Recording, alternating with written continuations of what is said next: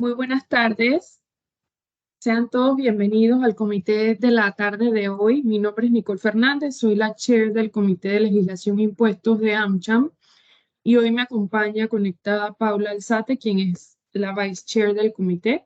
Le agradezco su presencia.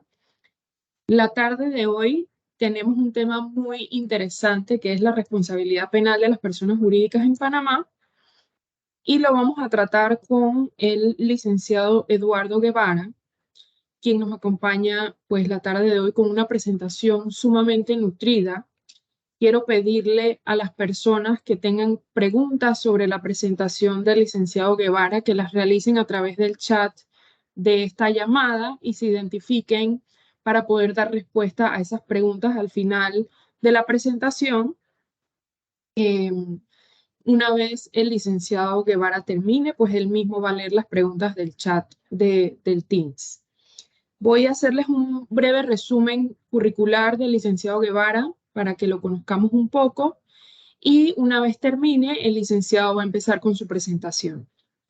Eduardo Guevara posee estudios de doctorado en Derecho Privado de la Universidad de Panthéon Assas de París, Francia, y posee estudios superiores en Derecho Comercial de la misma universidad. Es licenciado en Derecho y Ciencias Políticas de la Universidad de Panamá. Es socio fundador de la firma forense Guevara Legal Bureau, especializada en Derecho Penal Económico y Empresarial desde el año 2010. Brindó 21 años de servicio en el Ministerio Público, desempeñando algunas de las siguientes funciones. Fue fiscal auxiliar de la República encargado, secretario general de la Procuraduría General de la Nación, fiscal superior del Cuarto Distrito Judicial, fiscal contra la delincuencia organizada encargado, fiscal tercero anticorrupción encargado, fiscal superior especializado en asuntos civiles, fiscal primero de circuito coordinador, fiscal de asuntos de familia y del menor y coordinador de proyectos especiales del área judicial. Es profesor en Derecho Penal y profesor en Derecho Procesal Penal de la Universidad Santa María la Antigua. También es profesor en fue profesor en la Universidad Latina del 2011 al 2013 y la Universidad de las Américas, UDELAS, en el programa de formación del Ministerio Público sobre el sistema penal acusatorio. Ha sido conferencista en eventos a nivel nacional e internacional y es definitivamente la persona idónea para tratar el tema que vamos a ver el día de hoy en el comité. De esta forma, le paso la palabra al licenciado Eduardo Guevara, quien nos acompaña hoy y va a realizar su presentación. Bienvenido.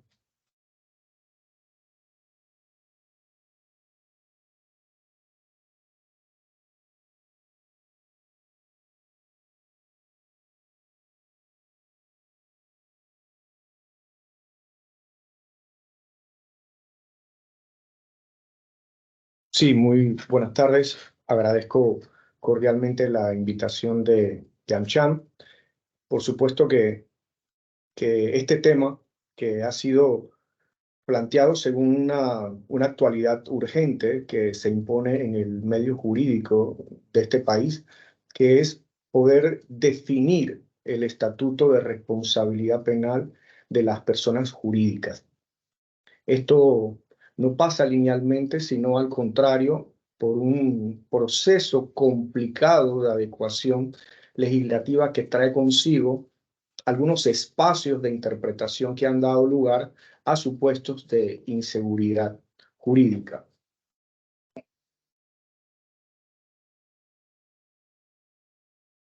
Queremos abordar este tema y hemos escogido un plan lineal basado en el anuncio de la aparición de un nuevo paradigma. Es decir, históricamente la responsabilidad penal ha tenido como único autor a la persona natural, portadora de una conciencia y voluntad que dirigida a una finalidad. El orden jurídico es penal. Sin embargo, esto ha cambiado y ha surgido una persecución penal estratégica que implica que las personas jurídicas titulares de derechos y obligaciones también respondan penalmente por sus actos en supuestos muy concretos, como vamos a explicar.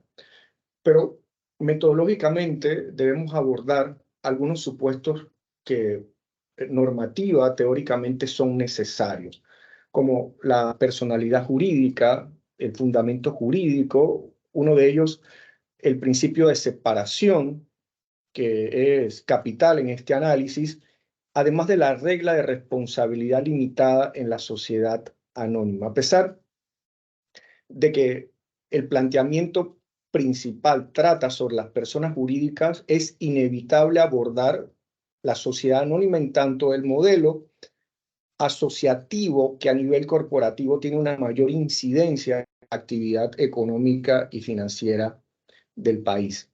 Abordaremos también, explicaremos el principio que ha dominado generalmente los criterios de imputación en sede penal, resumidas en el latinazgo societas del inquere non potes, que implica así, básicamente, la prohibición de poder imputar a una sociedad debido a su incapacidad para cometer delitos. Y anunciamos en esta primera parte el contenido y alcance de la reforma penal prevista en el Código Penal de 2008, que por primera vez trae consigo la posibilidad de imputar personas jurídicas en sede penal. De allí pasaremos desde una perspectiva crítica a poder explicar lo que implica un tratamiento jurídico incompleto, es decir, la reforma, tanto penal, pero particularmente procesal, contiene vacíos que, respecto del sistema penal mixto o del sistema penal acusatorio, han traído complicaciones en poder interpretar cuáles son los criterios de atribución de responsabilidad penal a las personas jurídicas. Abordaremos la condición jurídica del representante legal, también la eventual aplicación de medidas cautelares en su contra. Exploraremos también algunas estadísticas, pero particularmente haremos énfasis en algunas recientes aplicaciones judiciales que muestran de manera abierta las distinciones o las discriminaciones que existen en la práctica respecto de estas aplicaciones, de estas interpretaciones respecto de responsabilidad penal y lo que implican en la práctica. Nosotros nos permitiremos al final ciertas consideraciones que estimamos pertinentes en este auditorio que tratan básicamente sobre la reacción que el espacio empresarial debe frente a este nuevo estatuto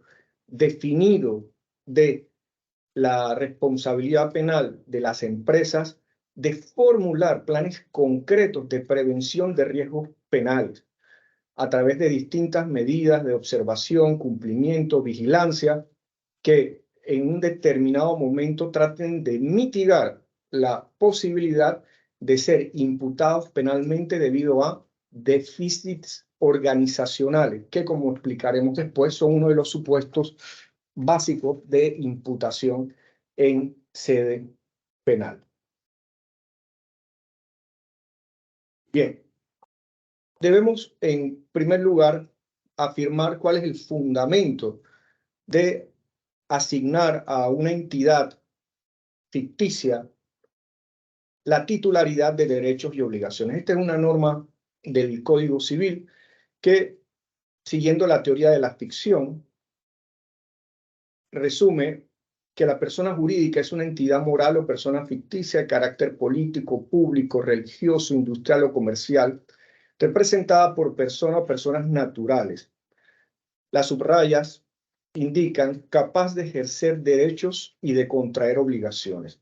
Este es un principio de derecho civil local, pero ya, por ejemplo, a nivel internacional, la Corte Interamericana de Derechos Humanos, en la opinión consultiva OC-2216 del 26 de febrero de 2016, ha declarado que las personas jurídicas se encuentran en condición de igualdad respecto de las normas de prohibición, es decir, de aquellas que sancionan la infracción de las disposiciones de carácter penal, que como sabemos están destinadas a la protección de los bienes jurídicos que en un determinado momento histórico son necesarios para la estabilidad y subsistencia de una sociedad. La infracción o puesta en peligro de estos bienes jurídicos se caracterizan como delitos. Bien, lo interesante es que las personas jurídicas, si bien contienen un catálogo en el Código Civil, existen varias de ellas que se encuentran reguladas por el Código de Comercio y que no son más que las sociedades comerciales. Es aquí donde haremos el particular énfasis en las sociedades anónimas.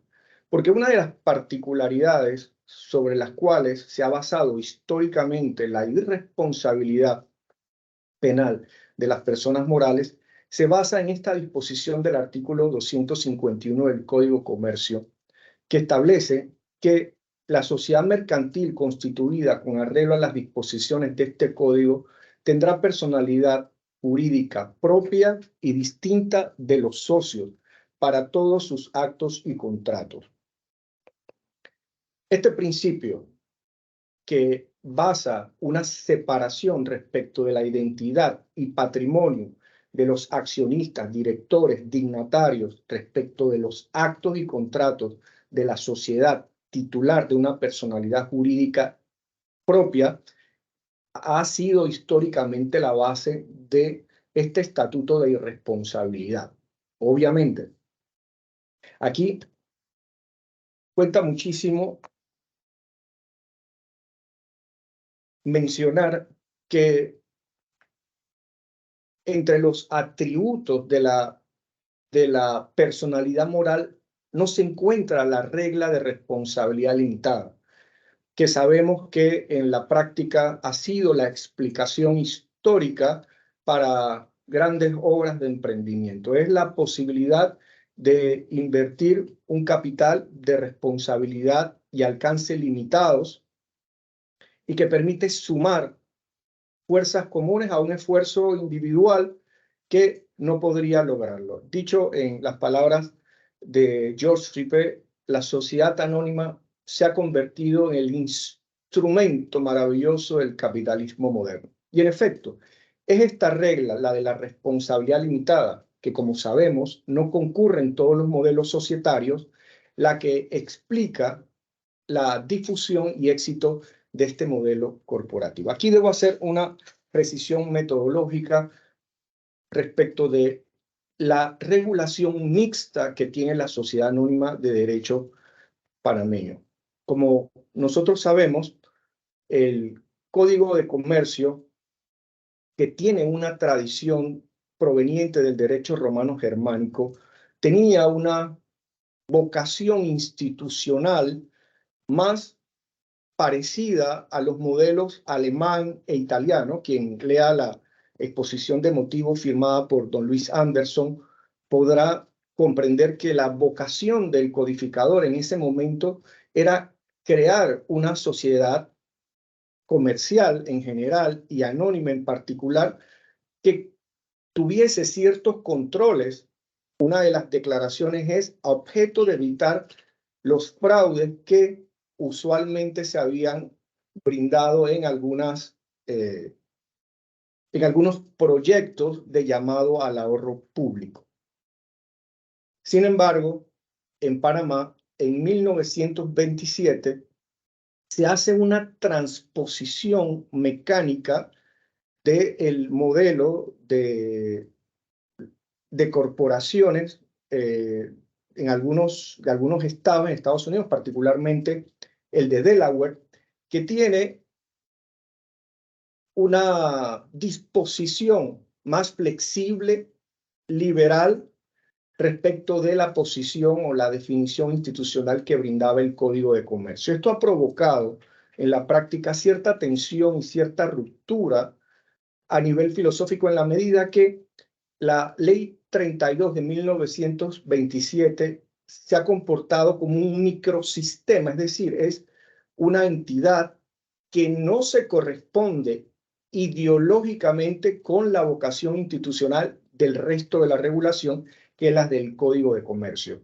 Esto trae una incidencia enorme en varios segmentos teóricos, como por ejemplo el levantamiento del velo corporativo, que exceden esta intervención. Lo importante de retener aquí es que la sociedad anónima es un instrumento que ha permanecido regulado, insisto, en un microsistema jurídico por casi 100 años. Las pocas reformas que se han establecido han sido muy puntuales y declarado por la Corte Suprema de Justicia a partir de 1990. Por ejemplo, en 1995 existe un pronunciamiento al cual declara que la Sociedad Anónima de Derecho Panameño es un instrumento emblemático del sistema de servicios legales y financieros de Panamá, por lo cual merecía protección y estabilidad. En base a estos argumentos, la Corte Suprema de Justicia sostuvo que el levantamiento del velo corporativo solo sería aplicable en las jurisdicciones penal y patrimonial, excluyendo la comercial y la civil, que en otros países ha tenido muchísima aplicación en base a la teoría del fraude, el abuso de la personalidad jurídica y demás. Bien. Entonces, debemos marcar como una premisa en esta exposición que en los tiempos modernos hay un nuevo diseño de la persecución penal estratégica, y en Panamá hay un diseño que se materializó en el 2008 que inscribe en la política criminológica del Estado la inclusión de las personas jurídicas como sujetos de investigación y eventual sanción en el sistema penal. Pues la razón es muy obvia. Hay una incidencia progresiva en la participación y el protagonismo de las sociedades anónimas en el tráfico comercial. Las elaboradas obras de ingeniería jurídica y financiera que permiten montajes complejos son también, a pesar de ser por sí mismos un instrumento de técnica jurídica por naturaleza neutra, han sido desviadas de su finalidad y han podido ser utilizadas a objeto de cometer o encubrir hechos delictivos de distinta gravedad.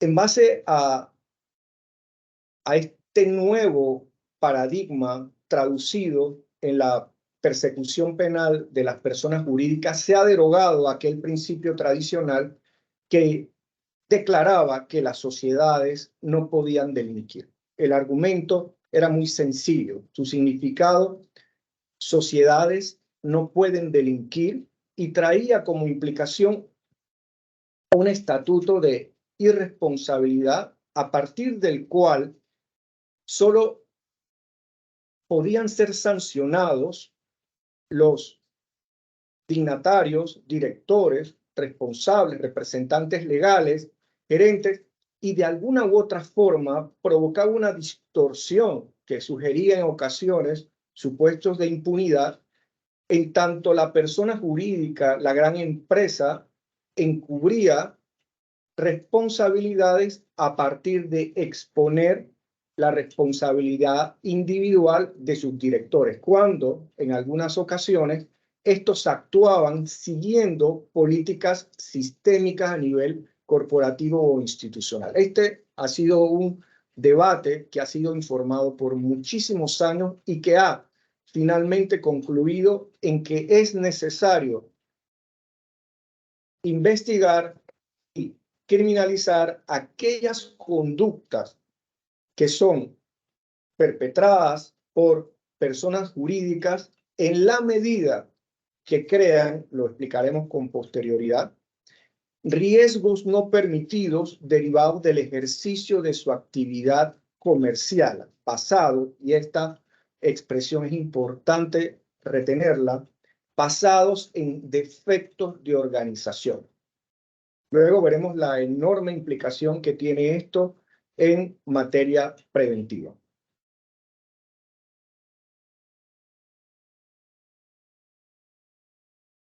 Es entonces en el Código Penal de 2008 cuando se establece formalmente a través del artículo 51 el supuesto de responsabilidad penal de una persona jurídica.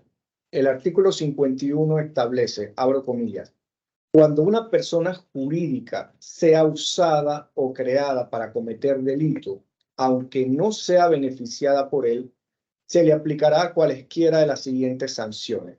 Las comentaremos después.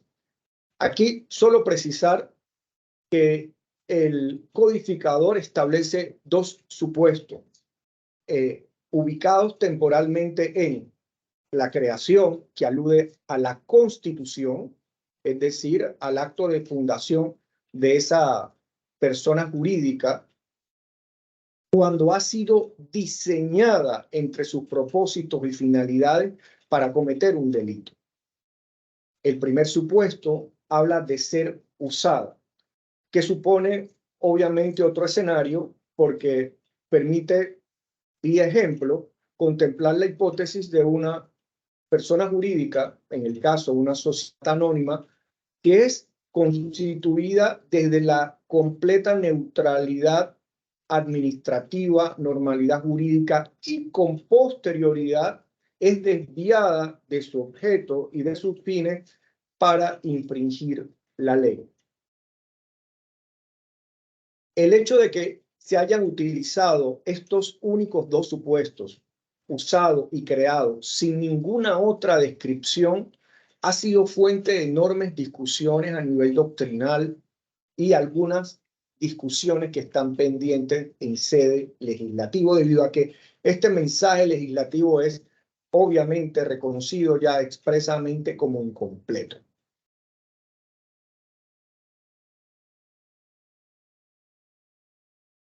Entre esta discusión se han abordado el tema de las sanciones. Las sanciones son consideradas de naturaleza administrativa. Hay un principio claro que sugiere que una persona jurídica, al estar desprovista de conciencia y voluntad, por supuesto no puede ser destinataria de aquellas sanciones que son las tradicionales, por ejemplo, la pena principal, que es la privación de libertad. En ese sentido, pues la ingeniería legislativa ha previsto un inventario, un catálogo cerrado de 6 supuestos en los cuales se prevén las sanciones a las cuales puede estar expuesta una persona jurídica. Es importante advertir la gravedad de estas sanciones.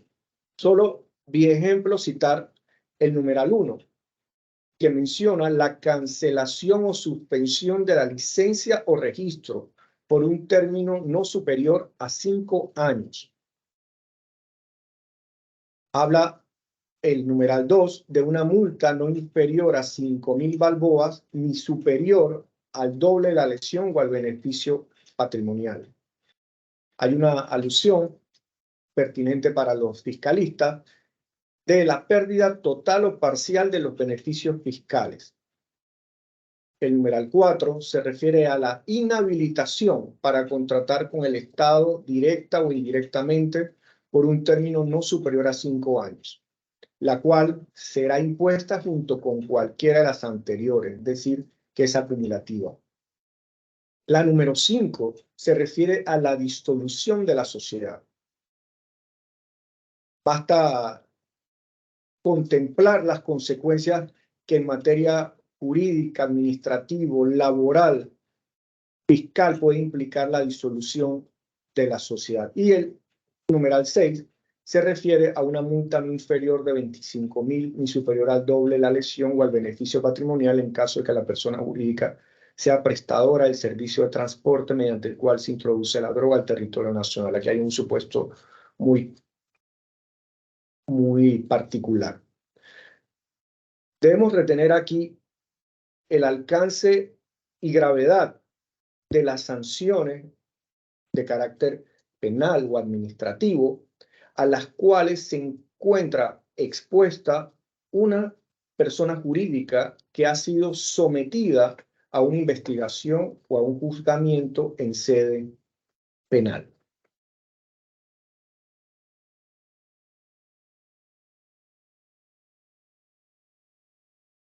Es interesante que los pronunciamientos que se han brindado en sede penal, algunos recientes, declaran que el artículo 51, que es la base del Código Penal que prevé estos supuestos, es insuficiente.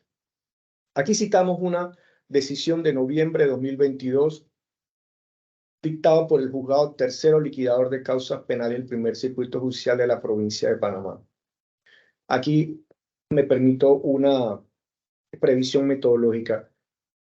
Es conocido del auditorio seguramente que el sistema penal en Panamá contiene todavía hoy dos modelos vigentes. Uno que se encuentra en fase de liquidación, que es el sistema mixto, cuyas reglas, principios y normas se encuentran contenidos en el Código Judicial, y otro, el sistema penal acusatorio, es un modelo transpuesto del sistema angloamericano que es o está destinado a respetar principios de oralidad, inmediación, independencia, separación de funciones, y que se ha concluido es el único compatible con el Estado constitucional de derecho, tal como es entendido hoy día en la cultura occidental. Esta decisión que aquí transcribimos se refiere a un pronunciamiento dentro del sistema inquisitivo mixto, en un caso que tiene cierta exposición judicial en el país. Se sostiene que, pese al contenido del artículo 51 del Código Penal, no puede responsabilizarse de manera individual y autónoma una persona jurídica. Lo que sostiene el tribunal es que la lectura del contenido del Código Judicial, aún sometida a una interpretación sistémica, integradora, no tiene los elementos de procedimiento que permitan juzgar y menos declarar penalmente responsable a una persona jurídica.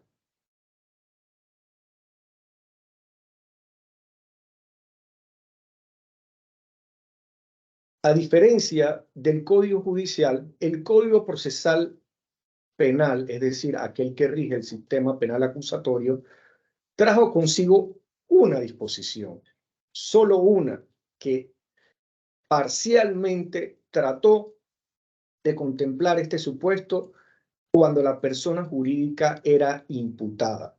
Dice: cuando se traten de casos que involucren a personas jurídicas, la notificación de que la sociedad está siendo investigada y de la aplicación de la sanción respectiva se hará a su presidente y representante legal.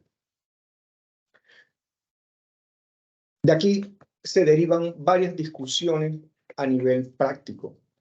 Una de ellas es si cuando una sociedad es objeto de una investigación y decide el fiscal imputarla, fíjense que la disposición se refiere a ya su calidad de imputada, no la previa, que puede ser básicamente que esté bajo una investigación en la cual es denunciada o querellada.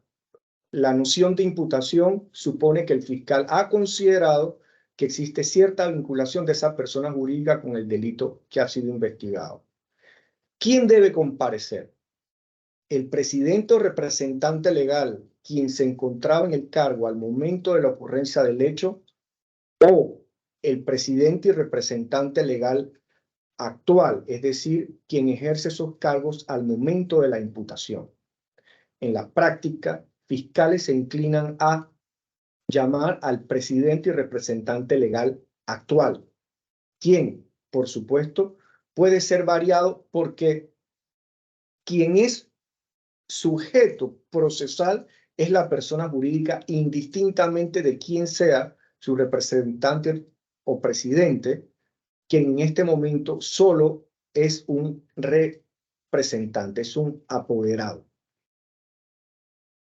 Esto no implica, por supuesto, o no excluye que en una investigación se pueda investigar a la persona jurídica titular de derechos y obligaciones, un sujeto autónomo independiente, y además tener entre sus investigados o imputados a miembros de la junta directiva, dignatarios o eventualmente accionistas.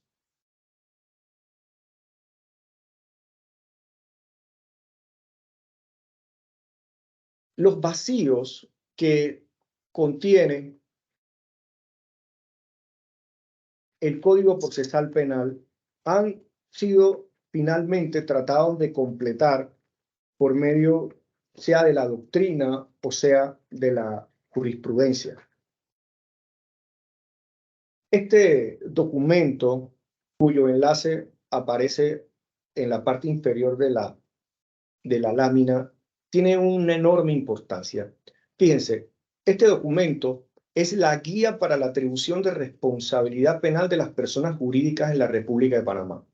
Es un documento que contiene las conclusiones de un estudio promovido internacionalmente, contó con el apoyo de Transparencia Internacional, de la Unión Europea, pero particularmente de los expertos de la Oficina de las Naciones Unidas contra la Droga y el Delito, lo cual sin ninguna duda le da una perspectiva más global, más internacional, a pesar de que tiene adecuaciones o interpretaciones al derecho local. Este documento fue elaborado por el doctor Iván Meini, peruano, un extraordinario jurista, pero tiene la particularidad de que fue adoptado por el Ministerio Público en Panamá. Es decir, que en un escenario práctico, como una guía metodológica de cuáles son los protocolos de atención e investigación de casos de responsabilidad penal de personas jurídicas, este es el documento que debe ser consultado. Nos permitimos solo citar algunas de las conclusiones. Una de ellas es, ya por unanimidad, la necesidad de notar al contenido del artículo 51 del Código Penal de mayor contenido. Se refiere a la necesidad de apreciar una relación con el delito y la actividad comercial. Es decir, no se trata de un defecto de organización, insistimos en este punto, lo aclararemos o ahondaremos con posterioridad, que esté fuera de los ejercicios del objeto social de la persona jurídica, porque es de allí que el fiscal o el juez en su oportunidad puede determinar los niveles de peligrosidad objetiva y en consecuencia los fundamentos de la sanción.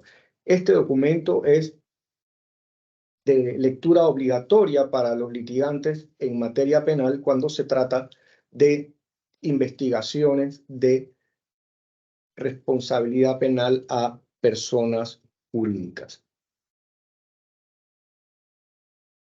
Porque durante los últimos años no ha hecho sino aumentar, no sé si se aprecian los datos en la imagen, pero puedo referirlos, igual queda el documento a disposición de la sala, pero en el año 2019, en un documento expedido por la Procuraduría General de la Nación, su departamento, su centro de estadística, en el año 2019 apenas se había presentado un caso en el cual una persona jurídica es imputada.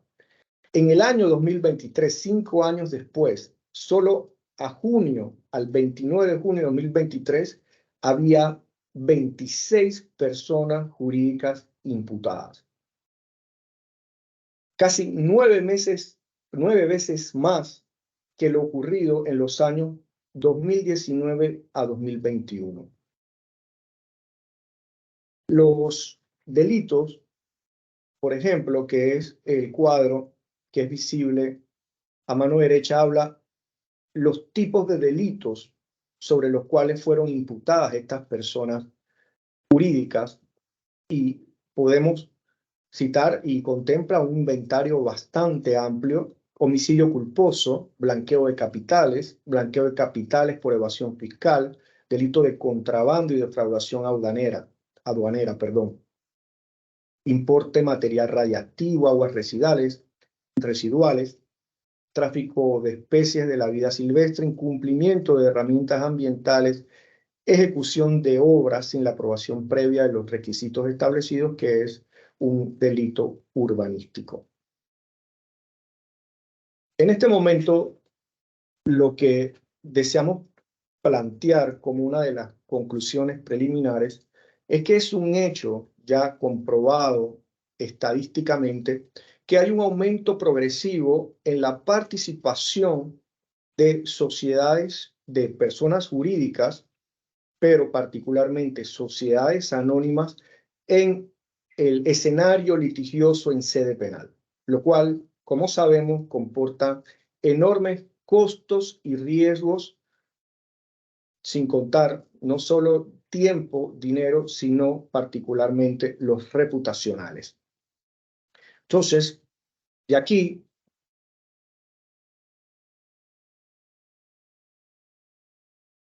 surge, uno, la necesidad de poder entender que es una realidad del sistema jurídico local, que ha sido reconocido ya por tribunales de primera instancia e incluso superiores, la existencia y la entidad de un estatuto de responsabilidad penal de personas jurídicas, que no trae consigo exclusiones respecto, por ejemplo, de delitos dolosos o culposos. Debo decir, delitos intencionales, los dolosos, o aquellos que son derivados de el incumplimiento de deberes de cuidado o la simple negligencia. Aquí, por eso, para fijar esta premisa, cito una sentencia del 18 de agosto de 2023, donde un tribunal superior de apelaciones hace estas dos citas que considero pertinentes para afirmar este principio. La primera de ellas establece, abro comillas, la creación de la sociedad con fines delictivos implica acudir a su acto de constitución. Este es el supuesto de la sociedad, abro paréntesis, que es creada para la comisión de un hecho delictivo. Cierro paréntesis.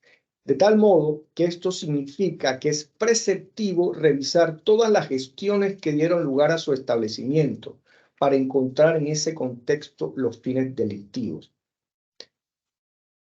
La segunda cita se refiere a: el uso conlleva la ejecución de actos dirigidos a emplear a la sociedad o a la persona jurídica para propósitos que se encuentren al margen de la ley. Para delinquir, el marco de interpretación de este término es más amplio y podría acontecer, subrayamos, alguna negligencia o impericia. Las subrayas y la selección de esta cita tiene enorme importancia porque existe la creencia desinformada de que las personas jurídicas solo pueden ser investigadas y juzgadas por delitos dolosos, es decir, de carácter intencional, y no penalmente por la comisión de algún acto derivado de negligencia o impericia, que en la práctica tiene cierta incidencia, particularmente en aquellos casos en que las actividades del objeto social implican riesgos a la seguridad personal de los trabajadores. o de los clientes. Es en este punto en el cual se impone, bajo el reconocimiento de que existe un estatuto de responsabilidad penal para las personas jurídicas en Panamá y que, aunque insuficientes, existen disposiciones penales que prevén sanciones graves aplicables a las personas jurídicas, se ha impuesto no solo localmente, pero particularmente en otras sociedades, por ejemplo, cito España, en la cual luego de la expedición de este Estatuto de Responsabilidad Penal ha surgido un movimiento ordenado a nivel empresarial que trata de prevenir los riesgos en materia de responsabilidad penal. Esto no es una novedad en Panamá. Tenemos claro que en Panamá ya existe un régimen que trata de prevenir el blanqueo de capitales, el financiamiento del terrorismo, el financiamiento de la proliferación de armas de destrucción masiva. Es contenido en la Ley 23 del 27 de abril de 2023. Esta prevención respecto de estos delitos puntuales, por supuesto que es obligatoria. Lo que surge como interrogante en la gestión moderna de la empresa es si es o no obligatoria esta prevención de riesgos respecto de otros delitos no inscritos en este catálogo que sabemos que es una prioridad en materia de persecución penal estratégica.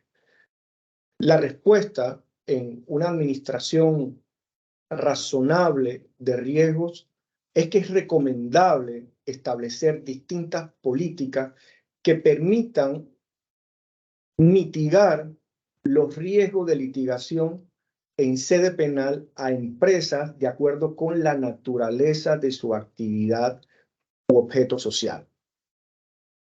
Esto en la práctica contempla una matriz de riesgo muy compleja que no vamos a agotar en esta intervención, pero que trata sobre identificar los riesgos permitidos basados en la descripción del alcance de la actividad comercial.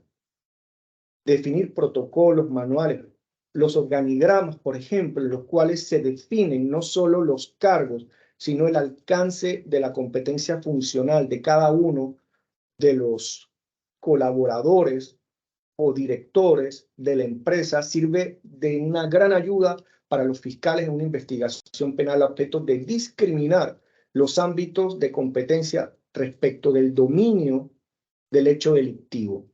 También, por supuesto, se imponen programas de seguimiento y vigilancia, hay espacios de denuncias anónimas. Y esto es indispensable por una razón práctica a nivel litigioso. Y el manual que publica el Ministerio Público, sus guías de criterios de atribución de responsabilidad penal, establece con claridad que estos se basan en los defectos de organización. Subrayamos, defectos de organización. Es decir, que a partir de la posibilidad que tenga una empresa denunciada, querellada o investigada, de poder demostrar que cuenta con protocolos, con procedimientos establecidos, divulgados, validados y que están dirigidos a prevenir estos riesgos de otros delitos en sede penal, se convierte en un supuesto de exclusión de responsabilidad. Subrayo, exclusión de responsabilidad. Es decir, que es la primera línea de defensa que tiene una empresa en el evento de ser investigada o querellada en sede penal. La posibilidad de excluir defectos de organización.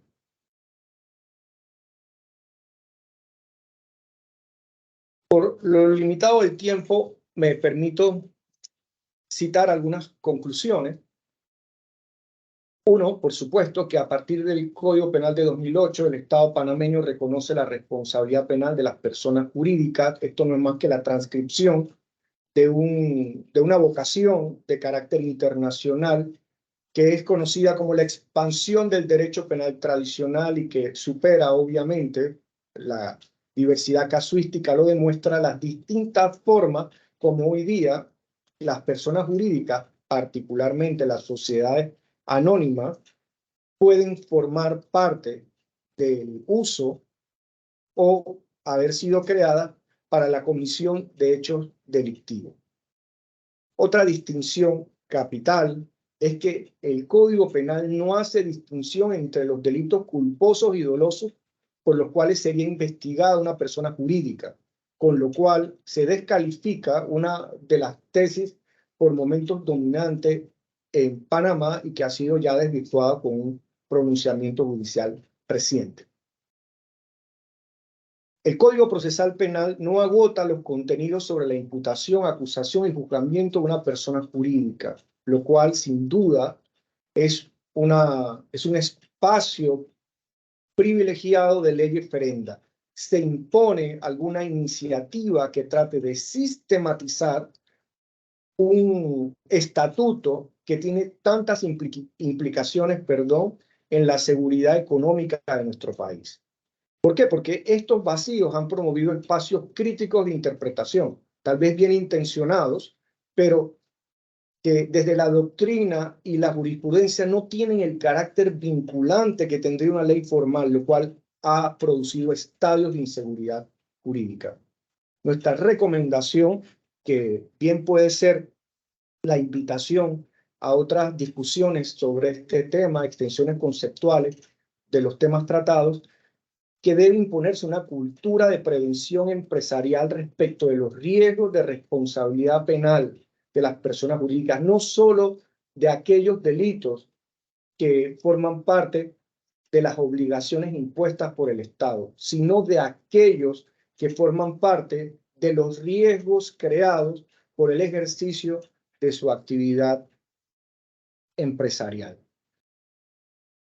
Yo, pues, solo en el último espacio permitido, me permito reflexionar sobre la necesidad que tiene una sociedad que se desea, que aspira a ser jurídicamente avanzada, a que el derecho sea previsible, de que supuestos de tantas implicaciones en la vida económica de un país, vi ejemplo, la cancelación de la licencia de una empresa, lo que esto implica para los intereses categoriales, directivos, dirigentes, proveedores, trabajadores, que este subtema de la responsabilidad penal de las personas jurídicas sea abordado sistemáticamente a través de un mensaje legislativo formal, a fin de que sean suprimidos estos supuestos de inseguridad jurídica y que finalmente comprometen la estabilidad y la previsibilidad que debe tener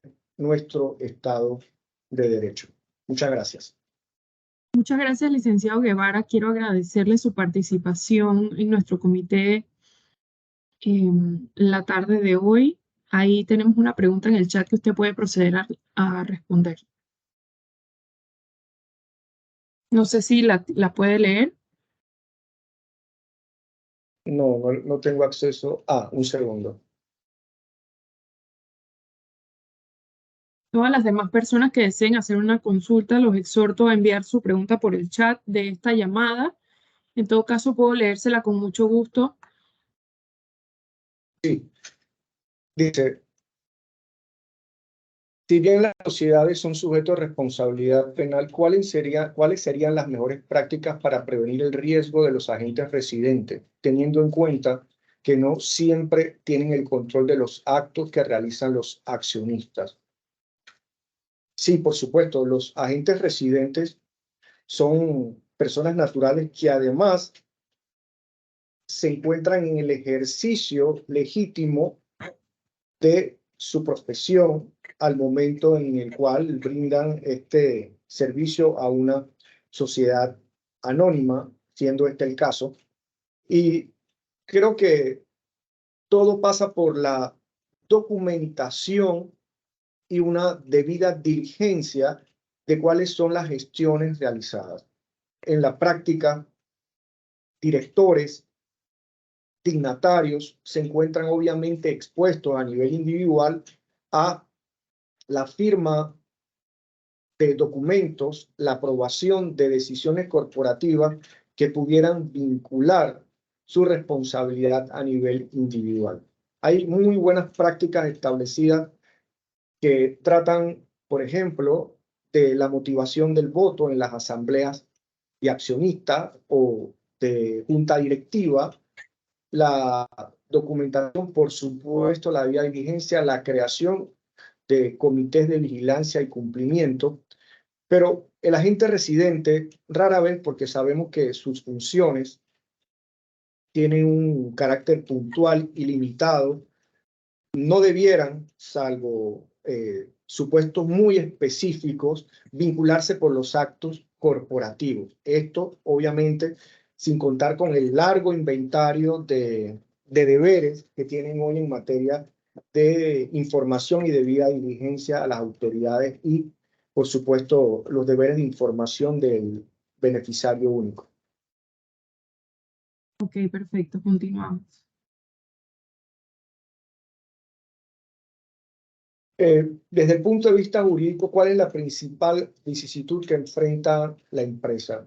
Yo creo que este espacio es dual en la medida de que creo que desde el punto de vista de un Estado constitucional de derecho, no deben tolerarse supuestos de impunidad, sean a nivel particular o corporativo. Creo que ya es un paradigma aceptado internacionalmente. La misma Corte Interamericana de Derechos Humanos ha declarado que no hay tal discriminación de la responsabilidad individual de la corporativa. En efecto, creo que todos reconocemos que hay algunas corporaciones que son utilizadas en diseños estratégicos financieros, por ejemplo, para el blanqueo de capitales, con toda la gravedad que ello implica. Nadie dudaría de la necesidad de que sean investigadas y sancionadas. El riesgo que se crea como contraparte es que las disposiciones previstas en el Código Penal y el Código Procesal Penal son insuficientes. Y en ese espacio de indeterminación surgen riesgos jurídicos, riesgos legales para empresas que sí pueden inscribirse en un litigio que tiene que ver solo con la creación de riesgos, soportados o no por la actividad social que desempeñan desde la completa normalidad. Es por ello, insisto, que una cultura preventiva puede ser un elemento que disminuya o reduzca estos costos en tiempo, dinero e, insisto, en reputación para empresas que eventualmente puedan optar por una investigación, porque puede también haber denuncias o querellas, sean temerarias o, lamentablemente, como a veces se registra, con carácter extorsivo.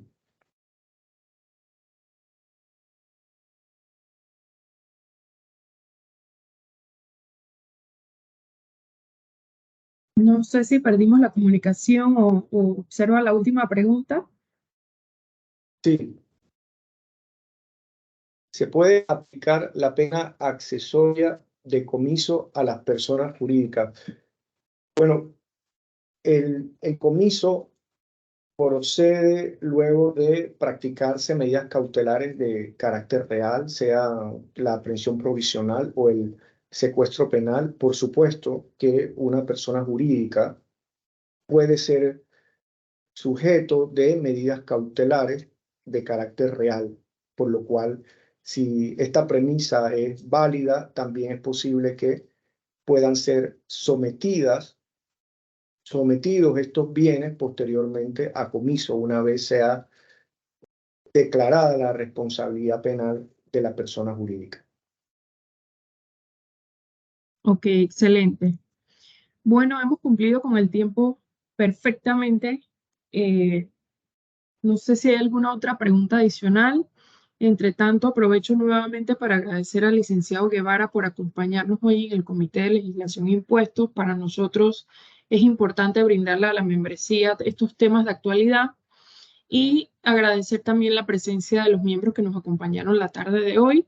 Esta presentación va a quedar en YouTube para aquellos que quieran compartirla posteriormente y o volver a verla, ¿verdad? En caso de que alguno de los datos que ha compartido el licenciado Guevara, pues lo quieran volver a observar.